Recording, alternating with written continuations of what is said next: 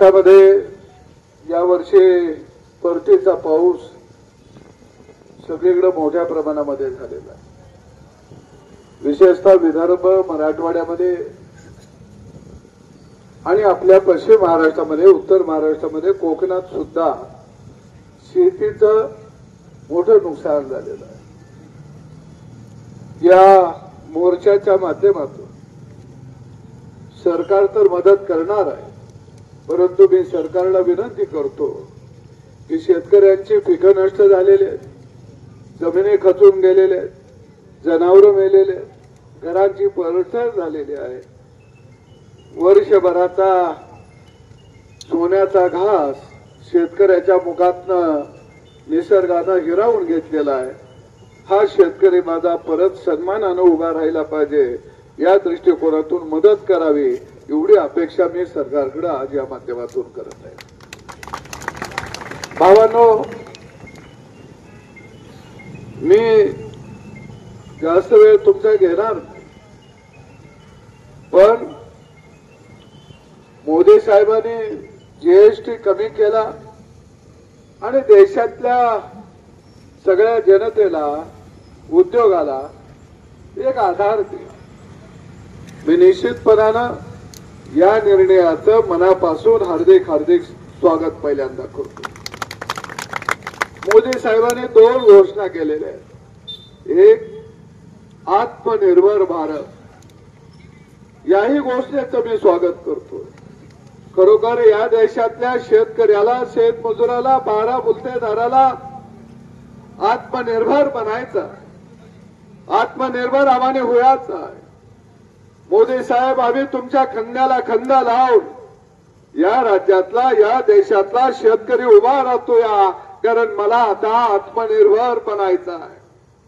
पण मला आत्मनिर्भर बनायचं असेल तर मोदी साहेब पहिल्यांदा शेतकऱ्याच्या विरोधामध्ये जे कायदे आहेत, ज्या शेतकरी विरोधी कायद्याच्या बेड्या आहेत, त्या बेड्या आमच्या तोडून टाका. आम्ही आत्मनिर्भर बनायला तयार आहे. आम्ही आत्मनिर्भर बनायला तयार आहे. हो, आम्हाला स्वदेशीचा नारा तुम्ही दिला. आम्ही मोदी साहेब स्वदेशीचं या देशातला, या राज्यातला शेतकरी स्वागत करत आहे. पण स्वदेशी काय? स्वदेशी माझा गहू स्वदेशी आहे, माझी साखर स्वदेशी आहे, माझी चणा डाळ स्वदेशी आहे, माझा तांदूळ स्वदेशी आहे, माझा भाजीपाला स्वदेशी आहे, माझा कांदा स्वदेशी आहे, माझा कापूस स्वदेशी आहे. मोदी साहेब, परदेशी माल आणू नका आणि माझ्या शेतकऱ्याचा माल स्वदेशी म्हणून वापरायला लागूया. आम्ही तुमच्यावर आहे, आम्ही तुमच्यावर उभा राहायला तयार आहे. आज शेतकरी विरोधी काय कायदे? जीवनावश्यक वस्तू कायदा. अरे माझा कांदा परदेशामध्ये विकू शकत नाही. साखरेचा भाव वाढला की निर्यात बंदी लागते, गव्हाचा भाव वाढला की निर्यात बंदी लागते, कापसाचा भाव वाढला की निर्यात बंदी लागते, सोयाबीनचा भाव वाढला की निर्यात बंदी लागते. निर्यात बंदी लावू नका, हा कायदा काढून टाका, अत्यावश्यक कायदा जाळून टाका आणि माझ्या शेतकऱ्याला मुक्त करा. मोदी साहेब, आम्ही अमेरिकेला हरवू शकतो, आम्ही ट्रम्पला हरवू शकतो, एवढी ताकद गावगाड्यातल्या माझ्या शेतकऱ्यामध्ये आहे. एवढी ताकद आम्ही तुमच्या बरोबर आहे. परंतु परदेशामधून पाम तेल आणू नका आणि इतर तेलबिया उत्पादकांचा भाव वाढू नका. आमची करडी असेल, आमचा भुईमुंग असेल, आमचं तीळ असेल, आमचं सूर्यफूल असेल, आमचा भुईमुंग असेल, आमचं सोयाबीन असेल, याचं तेल खाऊया. लोकांना सांगा, 4 चमचे जर भाजीला तेल वापरत असाल तर 1 चमचा तेल वापरा, पण या देशातल्या शेतकऱ्याला जगू द्या. तो तुम्हाला खाऊ घालेल, पिऊ घालेल. आणि म्हणून भावांनो, गोवंशाती बंदी कायदा आला. खऱ्या अर्थानं ज्यावेळी हा कायदा आला त्यावेळी शरद जोशीने 1995 साली त्याच्या विरोधामध्ये आवाज उठवला. त्याने एक लेख लिहिला, गोवंश हत्याबंदी कायदा नव्हे, हा गो पालक हत्याबंदी कायदा आहे. मी काय लोक मला विचारतात की सदाभाऊ तुम्ही आता कस काय बोलायला लागला. त्या लोकांना माझं सांगणं आहे बाबांनो, कॅन्सर पहिल्या टप्प्यामध्ये ओळखता येत नाही, कॅन्सर दुसऱ्या टप्प्यामध्ये ओळखता येत नाही, कॅन्सर माणसाला शेवटच्या टप्प्यामध्ये समजत असतो. त्या गोवंश हत्याबंदी कायदा म्हणजे हा कॅन्सर आहे, तो आम्हाला शेवटच्या टप्प्यामध्ये कळाला. आता यानं सगळं शरीर पोखरलंय. मी मायबाप सरकारला विनंती करणार आहे, भरलेला दया दुधाचा गोठा शेतकऱ्याचा वाचवूया. शेणामुतानं भरलेला गोठा शेतकऱ्याचा वाचवूया. कारण ही शेती म्हणजे आणि दुग्ध व्यवसाय ह्याचं सुद्धा एक अर्थशास्त्र आहे. मी तुम्हाला 10 मिनिटात सगळं सांगून थांबणार आहे. भावांनो, काय आहे अर्थशास्त्र? एक जर्सी गाय आपण घेतली, ती व्याली, तिला पाडी झाली, तर एक जर्सी गाय एका वेतामध्ये 3,500 ते 4,000 लिटर दूध देते. 30-32 रुपये दुधाचा भाव धरला तर एका जर्सी गायपासून एका वेतामध्ये शेतकऱ्याला 1,20,000 रुपये देतात. एक जर्सी गायला दिवसाला गोळी पेंड, सरकी पेंड, औषध उपचार, वैरण, पाणी हे सगळा खर्च किमान 300 रुपये येतो. महिन्याचं झालं 9,000, वर्षाचं झालं 1,08,000, दुधाचं मिळालं 1,20,000, 12,000 फक्त उरलं. त्याच्या बायकोची हाजरी नाही, त्याच्या लेकराची हाजरी नाही, कुणाचं काही नाही. त्यानं तिला लावलेलं दावं, बांधलेले गव्हाण काही नाही. आमच्या पदरामध्ये शेण, मोत आणि 8,000 रुपये पडतात, तरी आम्ही तो धंदा करतो. याचं कारण शेतकऱ्याच्या घरात 10 दिवसाला फक्त आणि फक्त पैसे कशाचं येत असतील तर ते दुधाचं येतात. दर 10 दिवसाला त्या गाईची पाडी 2.5 वर्षानं गाप जाते. तिचं महिन्याला खर्च 5,000, 2.5 वर्षाचा खर्च हा 1.5 लाख रुपये. तरी सुद्धा आम्ही काबाड कष्ट करतो आणि त्या पाडीला गाप घालवतो. ती पाडीत 3.5 वर्षानं विळती, 3.5 वर्षानं व्याली. तोपर्यंत मूळ गाईला 2 वासरं होतात, त्यात एक पाडी झाली. पाडीला जर पाडी झाली तर आमच्या घरामध्ये 4 गायी होतात 3.5-4 वर्षामध्ये.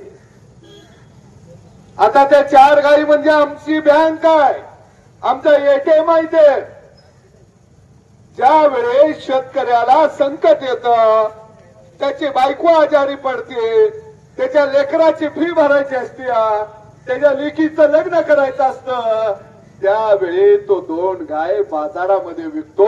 कारण ती त्याची बँक आहे. बँक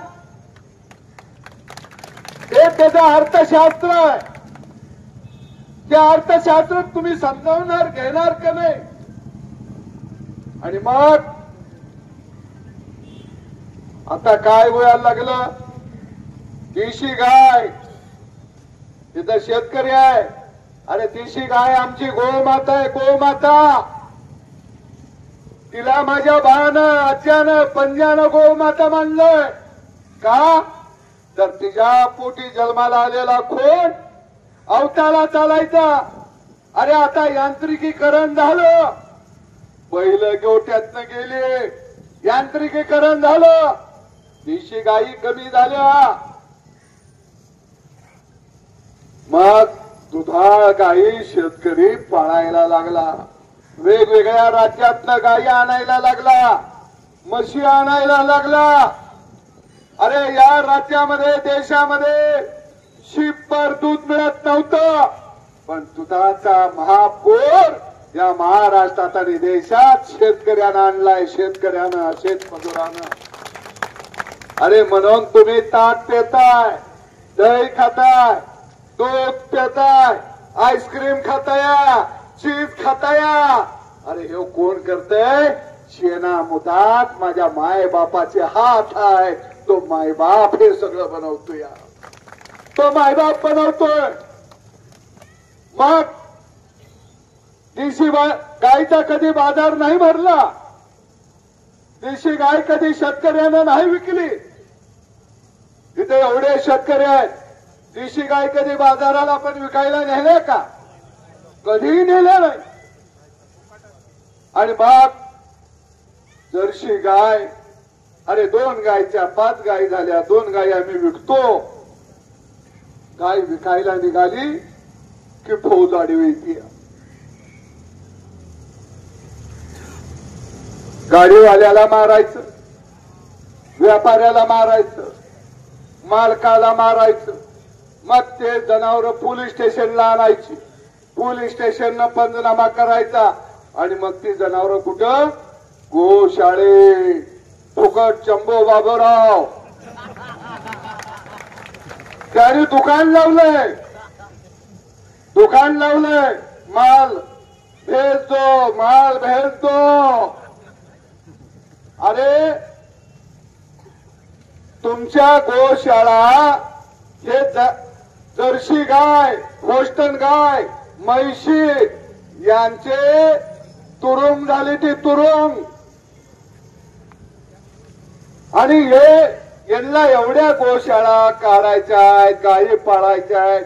अरे बाजारात या, विकत घ्या आणि गायी पाळा की. फुकटच्या गायी हाणायला लागले. महावीर नावाची गोशाळा उमरजला, नाव काय ठेवलंय? महावीर गोशाळा. काय महावीराला वाटलं असेल काय भारी माणसं आहे ते. एका शेतकऱ्याकडनं घेतलेले धुमाळ मामा. आता तुम्ही उठून उभा राहा, जरा सगळ्यांना नमस्कार करा. सागरला बी माहित असावं म्हणून. हे धुमाळ मामा यांच्या घरामध्ये मी 8 दिवस राहिलोया. 1995 साली या इकडे या. 1995 साली आणि 90 साली तुम्ही म्हणणार या धुमाळ मामाच्या घरात का राहिलंय सदाभाऊ,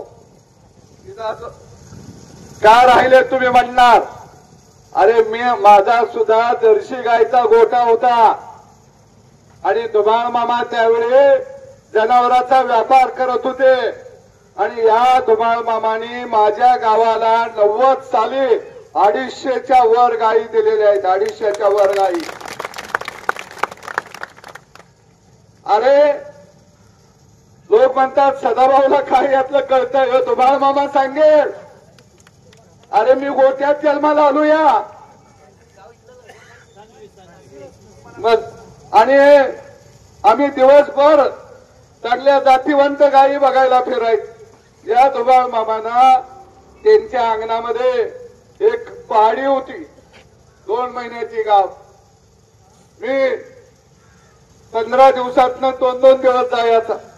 म्हणलं काय झालं, मला मामा ही पहाडी आवडल्या, मला मी पाळणार आहे, मरस्तोर गोट्याला पाळणार आहे. शेवटी धुमाळ मामानं मला तशीच पहाडी जर्सी पाळायला दिली, पाळायला.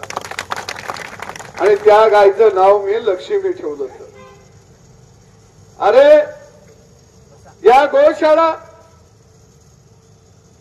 जनावर आत गेलं आमच्या भागातल्या 14 गायी महावीर गोशाळेमध्ये 2 महिने ते शेतकरी व्यापारी कोर्टानं आदेश दिला मुद्देमाल द्या. मुद्देमाल आणायला गेल्यावर एक बी गाय त्या गोशाळेमध्ये नव्हती. काय गोशाळेवाल्यांनी वकील नेमले. ते वकील खायच्या कोर्टाचा निर्णय तुमच्या बाजूचा झाला की वरच्या कोर्टात जायचं. अरे गोशाळावाले जमा झालेली जनावरं परत त्याची सोडून वरच्या कोर्टात का जात आहे? ती तुमच्या बापाची जायदाद आहे. कशासाठी निघाला? पुण्यामध्ये 4 गोशाळेमध्ये 4000 म्हशी पकडल्या. त्या 4000 म्हशी. एक बी म्हस नाही. पुण्यात म्हशी ठेवायला एवढा जागा तर असेल का? ज्यावेळी मी म्हशी आणायला गेलो त्यावेळी ते गोशाळावाले म्हणले, गोशाळेचं नाव काय? द्वारकाधीश. बरोबर देवाला पकडला. आणि ते म्हणले त्या म्हशी कुठं आहेत? कुर्णात चरायला. मी म्हणलो इथल्या पुढारी एवढे हेलिकॉप्टर विमान मधनं हिडते ते एवढं मोठं कुरून चरायचं त्यांच्या नजरातनं राहिलंय कसं? त्यांना हे कसं काही दिसलं नाही. एक म्हस नाही. काय मस्त धंदा येऊ. अरे भाकड गायला 40,000 50,000 रुपये मिळायचं. आता भाकड गायला 10,000 रुपये मिळणार झाले. पूर्वी आम्ही मैसाणावरनं म्हशी आणायचं. आता म्हशी नात्या. हरियाणावरनं गया आणायचं. गया नात्या. बेंगलोरवरनं आम्ही गया आणायचं. त्या बी बंद झाल्या. जाईल तिथं बत्त्या मार पोलीस स्टेशन आणि ते सांगतात कोणत्या गोशाळेत ते जनावर जमा करायचं. परवा बीड मधून काही लोक चाकणच्या पुढं मला वाटतंय बाजार आळे फाट्याला बैल घ्यायला आली. आता उसाचा तोडणी सीझन चालू आहे. मुकादमानं 1.25 लाख रुपये दिलं. बिचाऱ्याने 2 बैल 90,000ची घेतली. अरे फाटा सोडून संगमनेरच्या पुढे गेले आणि हे गडी आलं. चला पोलीस स्टेशन. कायद्याचा बी आधार काय भारी धरला इथे. डायरेक्ट पकडायचं पोलीस स्टेशनला घेऊन यायचं. पोलिसांनी पंचनामा केला. चला गोशाळा. मग ते जर पोलिसाला म्हणलं साहेब मी शेतीला बैल घेतोया कोर्टात.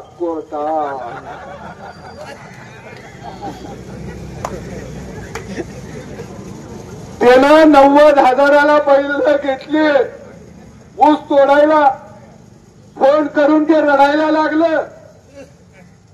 भाऊ मी आता मुकदमाचं पैसे कसं फेडणार? आता त्याला काय सांगावं? कोर्टात सांगावं. अरे काय दशा लावल्या तुम्ही महाराष्ट्रातल्या दूध उत्पादकाची. काय दशा लावल्या महाराष्ट्रातल्या शेतकऱ्याची. आता हे म्हणत आहेत जनावरं कापायला नेली.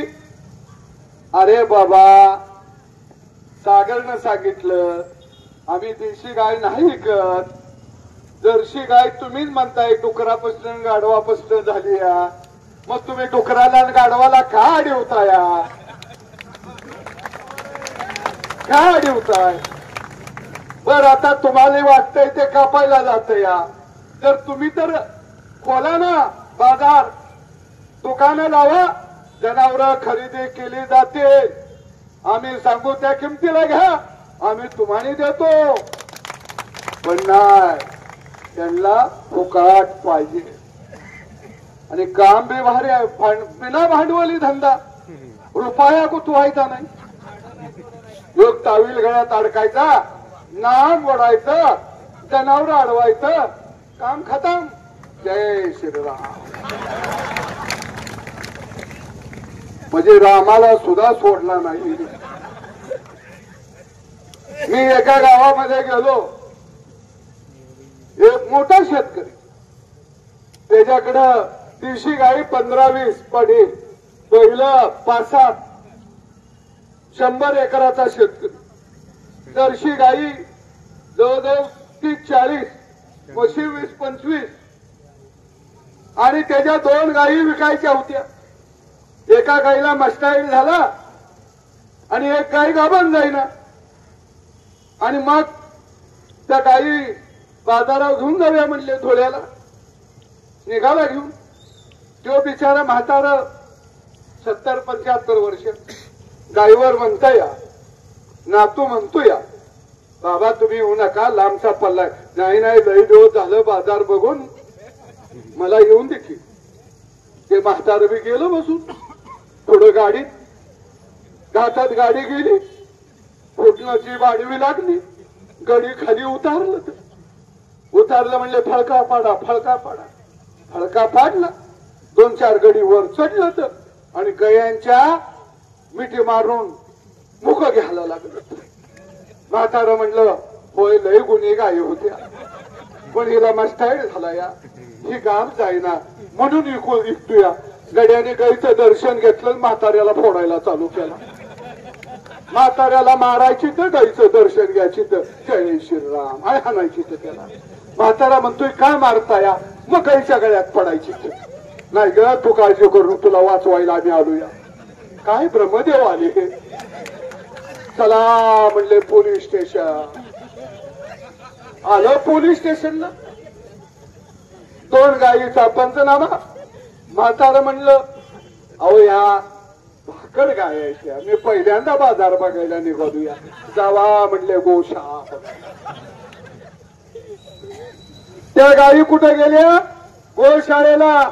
म्हातारं म्हणतंय गायी जाऊन द्यायच्या फुकट. माझ्याकडे 70-80 जनावर आहे, तेवढा माझा टेम्पो द्या. ते टेम्पो आलं म्हणायला लागलं माझा कवा निकाल लागल गॅरंटी नाही. बाबा माझा टेम्पो पाहिजे. टेम्पो 2 महिन्यानं मिळाला. गायी बी गेल्या त्या, टेम्पो बी गेला. म्हातारं बिन बाजार बघता घरला आलं. अरे काय हे, काय असं करायला लागलं? अरे जर शेतकऱ्यानं भाकड जनावरी, गाबण्या जाणारी जनावर, कमी दूध देणारी जनावर, किंवा त्याला जर अडचण आली तर तो जनावर विकणार, नवी घेणार. जर तुम्ही हे चक्र थांबवलं तर तो नवी जनावर घेणार नाही. त्याचा व्यवसाय तोट्याचा जाईल. त्याच्या लेकरा बाळाला खर्चाला रुपया मिळणार नाही. त्याच्या लेकरा बाळाचं शिक्षण होणार नाही. हे का समजत नाही? आणि म्हणून माझी सरकारकडे मागणी आहे, गोशाळेला कोणती गाय देता कामा नये. ती गाय शेतकऱ्याची शेतकऱ्याला परत करा. अरे आमचा गोटा हाच गोशाळा आहे. आम्ही 50 गायी 100 गायी पाळतोया. आम्हाला रुपया नाही. शिने काय सुद्धा नाही. शेड मारायचं आणि पोलीस स्टेशन पकडायचं. लो माल फुकट फुकट. काय भारी दुकान लावलं या. या सगळ्या गोशाळेवाल्यांना विनंती करतो, दुष्काळा अतिवृष्टीमध्ये अनेकाची जनावरं वाहून गेले, मेलेले आहेत. तुमच्याकडे दुधाळ जनावर असली तर फुकट वाटा, तेवढा तर दान धर्म करा. काय कष्ट करायचं. आता त्या महावीर गोशाळा आहे, तिचा मालक कुठं आहे? मुंबई. गोशाळा कुठं? इथं. म्हणतो मला पुण्य लागतंय फुकटच्या गायी आणून. कसलं पुण्य लागते? काय चाललंय हे?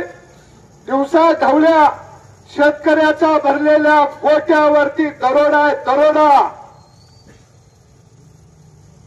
मला अनेक फोन येतात, तो असाच आहे, तो तसाच आहे, तो आमच्याच जातीचा नाही, तमक्याच जातीचा नाही.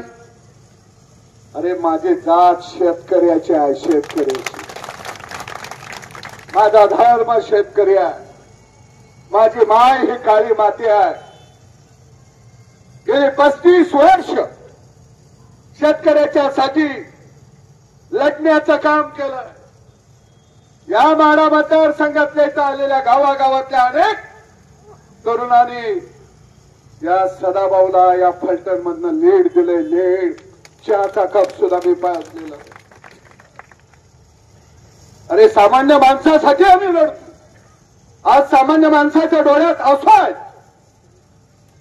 आणि अशा परिस्थितीमध्ये मी सरकारला विनंती करतो की शेतकऱ्याचा थया दुधाचा गोटा वाचवूया आणि गोपालकाला जगूया, एवढीच अपेक्षा व्यक्त करतो. इथं संपतो. धन्यवाद.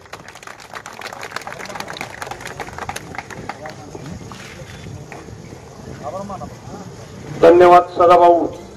आपण येऊन खऱ्या अर्थाने या फलटण तालुक्यातील शेतकऱ्यांना खूप मोठा आधार दिलेला आहे.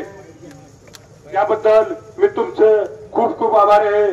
सागर भाऊ, दीपक भाऊ, रयत क्रांती संघटनेचे या महाराष्ट्रातले सर्व पदाधिकारी, शेतकरी, सर्व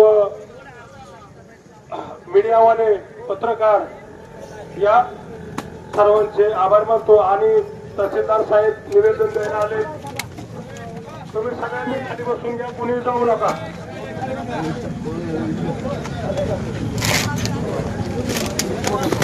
अरे यार फोटो घेऊ द्या. असं इकडे थांबा, इकडे दोन करा इकडे. आडवे थांबा, आडवे पुढच्या आडवी थांबा, पुढचे पुढच्या आडवे कोण राऊंड थांबा. मी चाल तुम्ही कोण आहे. हो सर फोटो घेऊ का ना इकडे साईडला साईडला थांबा. अरे यार फोटो घेऊ का ना ग. रयत क्रांती संघटनेचा माननीय सदाभाऊ खोत साहेबांचा. सदाभाऊ आगे बढ़ो. शेतकरी एकजुटीचा. छत्रपती शिवाजी महाराज की जय. भवानी.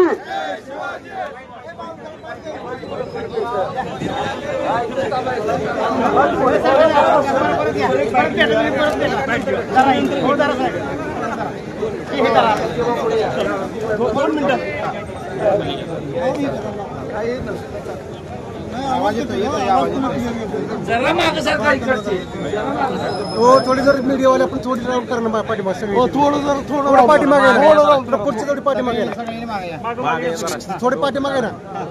थोडं पाठीमागे सगळी.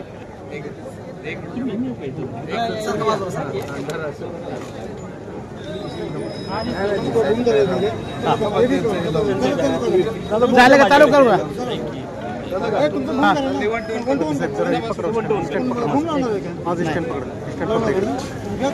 साहेब केंद्रात आणि राज्यात तुमचं सरकार आहे तरी देखील तुम्हाला मोर्चा काढावा लागतोय, काय सांगाल.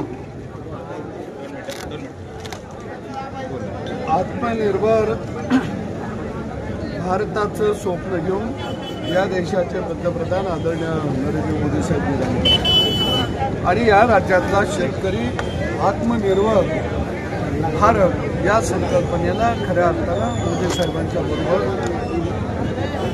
पावलाला पाऊल देऊन खंद्याला खंदा देऊन चालायला तयार आहे. स्वदेशीचा नारा दिलेला आहे. निश्चितपणानं आम्ही त्याचं स्वागत करतो आणि म्हणून आमचं एकच मागणं आहे की शेतकऱ्याला आत्मनिर्भर बनवायचं असेल तर शेतकरी विरोधी कायद्याच्या ज्या बेड्या आहेत त्या बेड्या तोडून काढाव्या लागतील आणि दुसऱ्या बाजूला स्वदेशी जर भक्कमपणानं या देशामध्ये जर स्वदेशीचा प्रसार करायचा असेल तर शेतकऱ्याच्या शेतमालाला बाजारपेठ उभा करून द्यावी लागेल आणि बाहेरच्या बाजारपेठेवरती लगाम घालावा लागेल आणि निर्यातीला शेतकऱ्याच्या शेतमालाला मोकळीक द्यावी लागेल अशी मागणी घेऊन आज खऱ्या अर्थानं आम्ही या ठिकाणी आलेलो आहोत. एका बाजूला मी शेतकरी चळवळीतला कार्यकर्ता आहे. हवामान खातं जसं हवामानाचा अंदाज सांगतं की या जिल्ह्यामध्ये मुसळधार पाऊस पडणार आहे. या जिल्ह्यामध्ये 60 किलोमीटर ताशी वारं वाहणार आहे.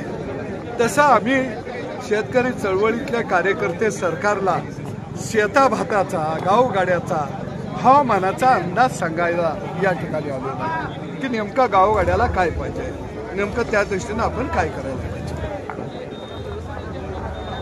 शेतकऱ्यांच्या प्रमुख मागण्यापैकी काही मागण्या राहिल्यात का? राज्यामध्ये मोठ्या प्रमाणामध्ये परतीच्या पावसानं नुकसान केलेलं आहे.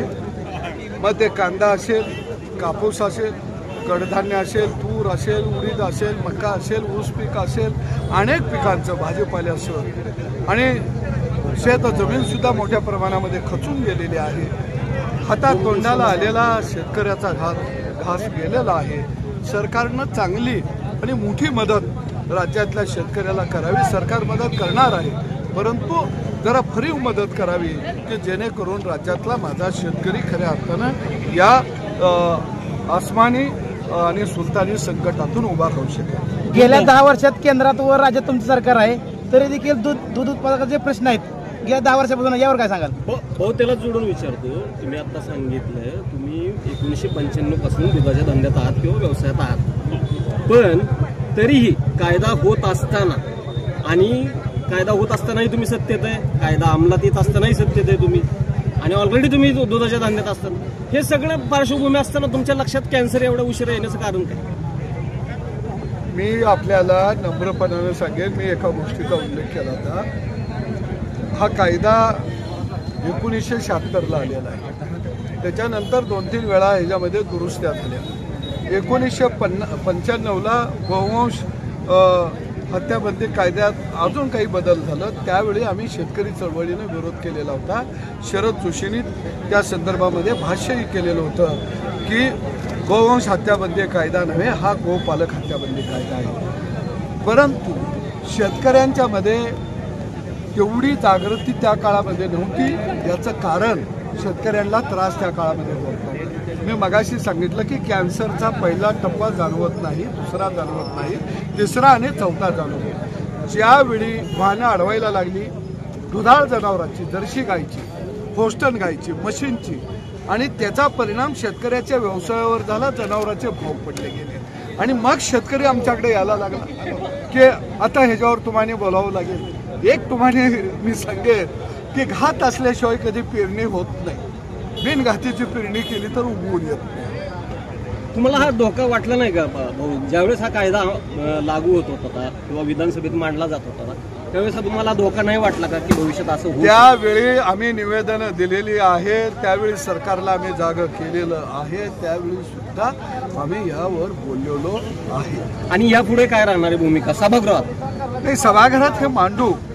आमची एकच मागणी आहे की देशी गाय ही आमची गोमाता आहे.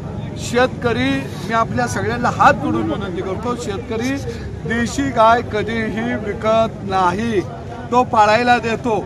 लक्ष्मी म्हणून तिला पाळायला नेतात. कुणाचं लग्न होत नसेल तर देशी गाय दारामध्ये बांधतात. घरात गरिबी असेल तर देशी गाय दारामध्ये बांधतात. कुणाचा आजारपण मोठा असेल तर देशी गाय दारामध्ये बांधतात.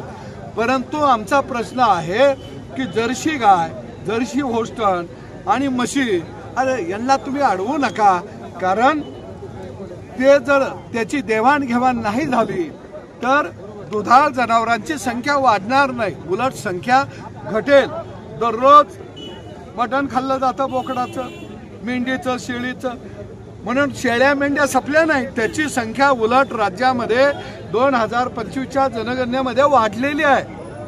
कोंबड्या ट्रकच्या ट्रक भरून जाते त्या, मग सफायला पाहिजे होत्या, पण पोल्ट्र्यांची संख्या वाढलेली आहे. आणि राज्यामध्ये दुधाळ जनावरं, गाय आणि म्हैस, जर्सी, होस्टन याची संख्या घटलेली आहे. म्हणजे ह्याचाही कुठेतरी अभ्यास करणं अत्यंत गरजेचं आहे. हे शेतकऱ्याचं अर्थशास्त्र आणि ते मोडू नये ही माझी प्रामाणिक इच्छा आहे. गोपीचंद राज्यातील गोशाळांची चौकशी करणार आहे का?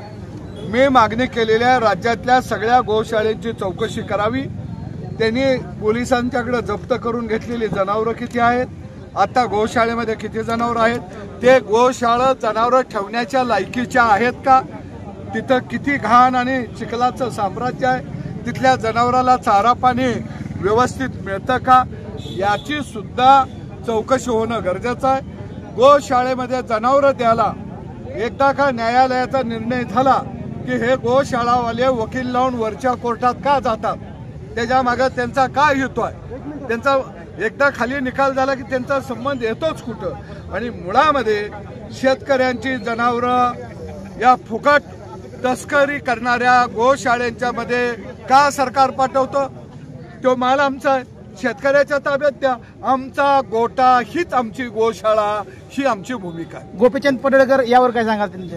हो ऐका ना, 2014 मध्ये फलटणच्या जनतेचं जे प्रेम होतं ते प्रेम कुठेतरी आटताना दिसून येतंय का आज तुम्हाला? 11 वर्ष जे संख्या मला वाटतं हा प्रश्न चूक तुमची शेतकऱ्याच्या निगडीत आहे, शेतकऱ्याच्या आर्थिक बाबीशी निगडीत आहे। दुग्ध व्यवसाय, शेतकऱ्याचा दुग्ध व्यवसाय हा महत्वाचा आहे। माझं प्रेम कधी कुणावरच आटलेलं नाही, वडले तुमच्यावरच सुद्धा आटलेलं। भाऊ एक प्रश्न शेवटचा असा आहे, पश्चिम महाराष्ट्रातील तुम्हाला अभ्यास आहे सर्व शेतकऱ्यांच्या आर्थिक स्थितीचा, त्याच्या उत्पन्नाचा, तर या दृष्टिकोनातून तुम्ही शेतकऱ्यांच्या बाबत सरकारला काय सांगू शकाल की शेतकऱ्यांची स्थिती आज काय आहे? एक आहे की सर 35 वर्ष मी चळवळीत काम केलं, माझ्यासारखा माणूस सुद्धा आज नैराश्यामध्ये आहे। कारण आज जातीपातीच्या राजकारणाला महाराष्ट्रामध्ये कधी नव्हे एवढा मोठ्या प्रमाणामध्ये होत आलेला आहे। नोकऱ्यांची टक्केवारी बघितली तर 2% आहे। 50% रोजगार देणारी क्षमता ही आजही माझ्या शेतीमध्ये आहे। पण चर्चा ह्या प्रत्येक जातीच्या चाललेल्या आहेत, जातीवर समित्या मंत्र्यांच्या नेमल्या जात आहेत, परंतु संपूर्ण राज्याला देशाला खायला घालणारा माझा मायबाप हा दिनवाणी झाला याच्यासाठी कुठेही समिती नाही, याच्यासाठी कुठेही मेळावं नाही, याच्यासाठी कुठेही मोर्चे नाही। आता फक्त आणि फक्त जातीच्या दुकानांचा माल विकायला लागलेला एक प्रश्न आहे, महाराष्ट्रात पहिला मोर्चा फलटण मधून काढताय, पुन्हा 2029ला माड्यामध्ये याची तयारी? मी शेतकऱ्यांच्या प्रश्नावर लढणारा कार्यकर्ता आहे। मी तुम्हाला सगळ्यांना नम्रपणानं सांगेन की माझा श्वास आहे तोपर्यंत मी शेतकऱ्याच्या बाजूने काम करत राहील। मी एका बाबीमध्ये आज मोठं समाधानी आहे की दुसरी पिढी, माझा मुलगा सुद्धा शरद जोशींच्या पायवाटेवरून चालायला लागला, याचं मला खऱ्या अर्थानं मोठा आनंद आहे। आम्ही राजकारणामध्ये हे अपघातानं आलेली माणसं आहोत, कारण आम्ही फार लहान आहोत या सगळ्या व्यवस्थेमध्ये। कारण ही प्रस्थापितांची व्यवस्था आम्ही ढासळायसाठी खऱ्या अर्थानं राजकारणामध्ये आलो, आणि हे काम या महाराष्ट्रामध्ये देवेंद्र फडणवीस नावाचा व्यक्ती करत आहे, आणि म्हणून सगळे जळत आहेत, हे त्याचं उत्तर। चला, थँक्यू भाऊ, थँक्यू।